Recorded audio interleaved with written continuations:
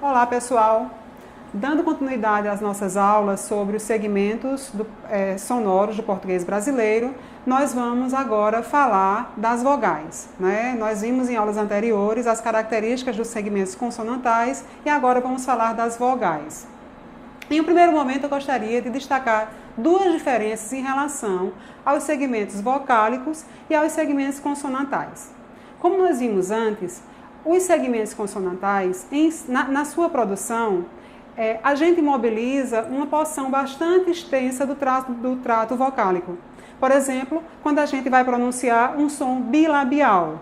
Então, nós fazemos b, m, p, né? E aí, os lábios são mobilizados nessa produção. Então, tem essa parte posterior do trato vocálico, mas tem também sons que são produzidos lá na cavidade glotal, né? Na glote.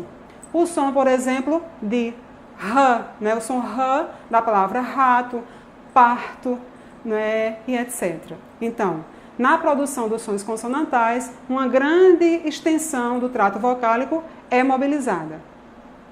Na produção dos sons vocálicos, por seu turno, a porção é bem menor, né? Essa porção se limita entre o véu palatino e o palato duro. Então, essa é a primeira diferença. A segunda diferença diz respeito à questão da obstrução da corrente da passagem de ar. Nós vimos que nos sons consonantais há diferentes graus de obstrução na passagem da corrente do ar. Há obstruções que são totais, né? E há obstruções que são parciais. Pensando na produção dos sons vocálicos, a gente vê muito nas gramáticas do português, né, a afirmação de que a diferença essencial entre as vogais e as consoantes é que as vogais, por oposição das consoantes, quando a gente produz,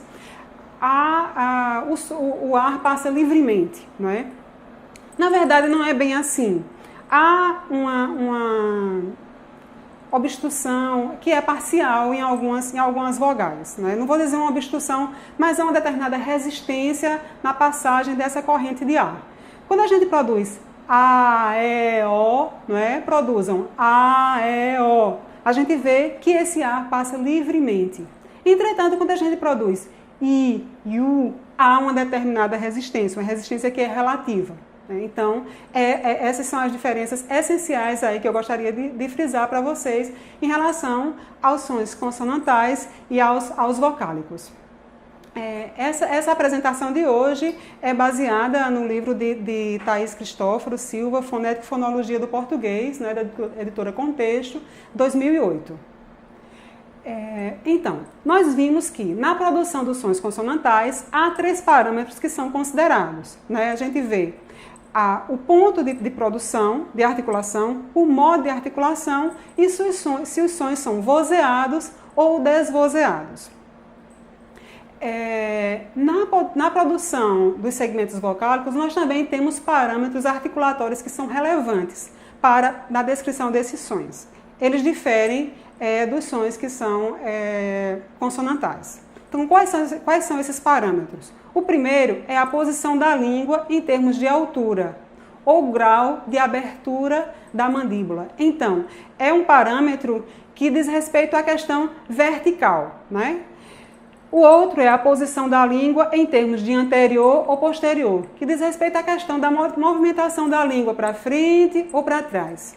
O terceiro parâmetro diz respeito ao arredondamento ou não dos lábios. Vamos ver cada um desses parâmetros detalhadamente. Então, primeiro, a gente tem a posição da língua em termos de altura ou grau de abertura da mandíbula, que é a dimensão, como eu falei para vocês, vertical. A altura representa a dimensão vertical ocupada pela língua dentro da cavidade bucal. Na descrição do português brasileiro, há 4 níveis. O primeiro nível, a vogal é alta, não é? A mandíbula está fechada. I, U, não é? Observem que a língua se eleva na produção desses 2 segmentos. I, U. Segundo, vogal média alta. A mandíbula está semi-fechada. E, O. Terceiro, média baixa. E a mandíbula está meio aberta. E, O. E quarto, a mandíbula está aberta. A.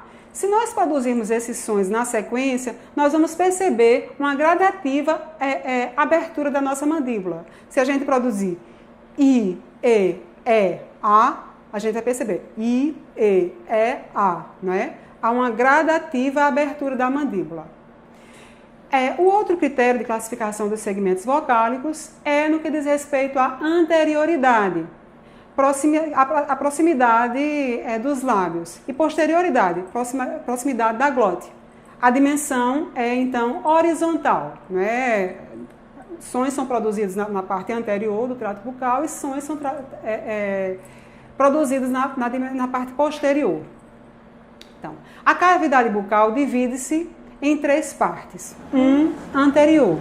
Se eu digo I, E, a gente vê que a língua se desloca para a parte da frente da cavidade bucal, ou seja, a parte anterior. A central, A, não é? E posterior, quando a língua se desloca para a parte posterior do trato vocálico, do trato bucal.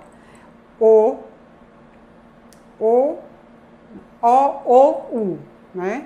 Vejam que há o deslocamento para a parte de trás.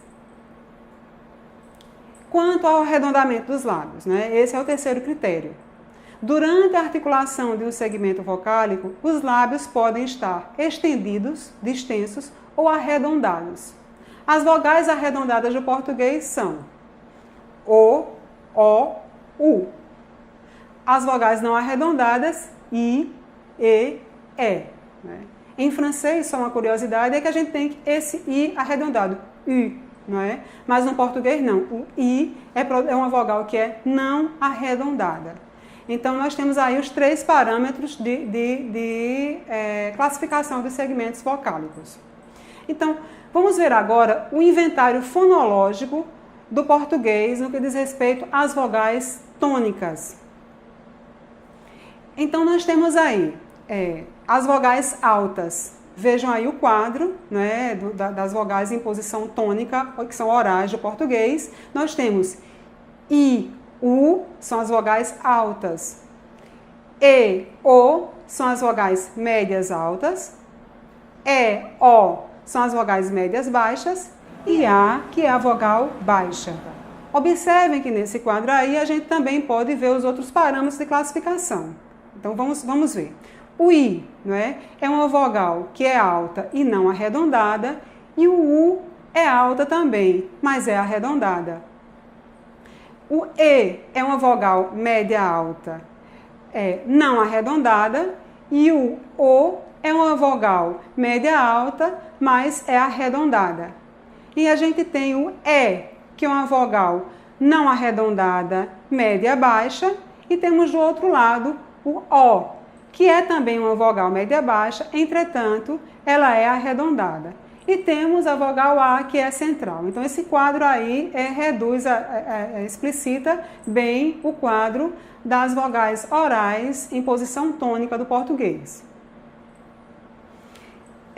Mas o inventário das vogais do português não se reduz a essas vogais que nós acabamos de apresentar. Nós temos também vogais que aparecem, que surgem em determinados contextos, como as vogais que são reduzidas.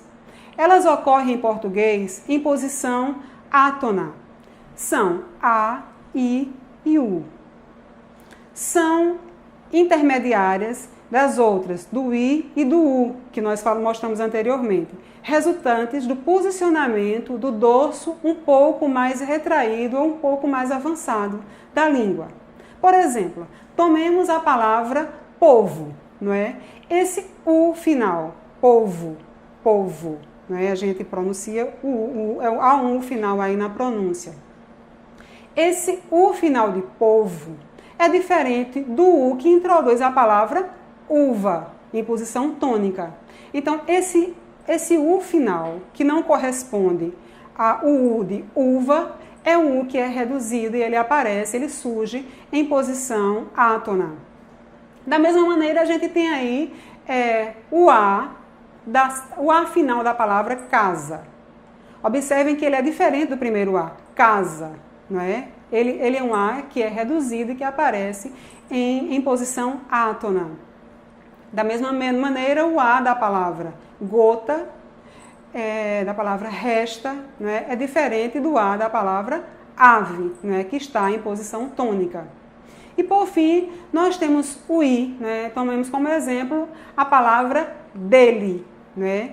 Esse I final que surge aí é um I que é reduzido, que não tem a mesma força que o I da palavra Ivo, por exemplo. Então percebam, dele, Ivo.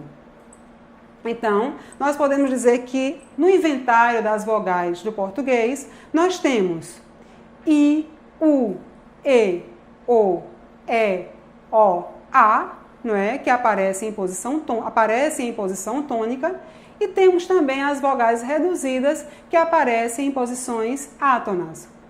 U, A, I. Mas os segmentos vocálicos, assim como os consonantais, também têm articulações que são secundárias. Uma articulação secundária que a gente destaca aqui, não é, com base em Thaís Cristóforo, como a gente já falou no início, é a duração, que é a medida relativa entre dois segmentos.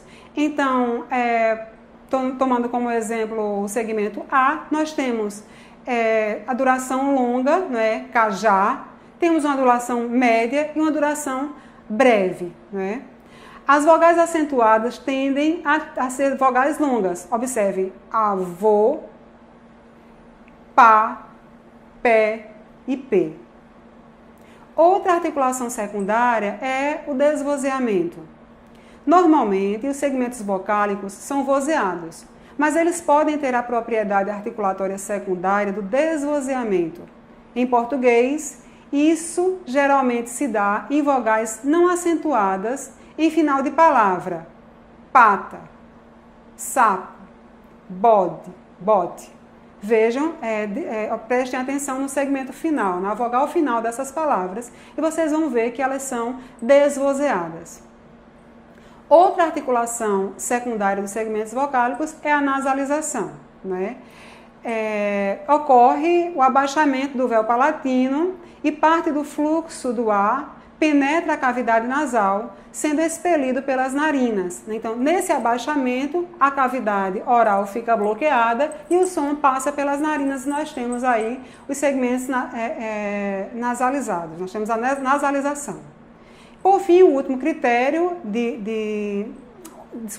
a última articulação secundária que eu gostaria de destacar é a tensão, não é? Os segmento produzido com maior esforço muscular, por exemplo, a palavra jacu, saci, em relação ao segmento que é frouxo, que tem um menor esforço muscular, como no caso de pau, né, o aí de pau, pato, safari, não é? São vogais átonas finais, então o esforço é muito menor do que se a gente compara com as vogais tônicas. É isso, pessoal. Por hoje é só e a gente continua na próxima aula. Obrigada pela atenção.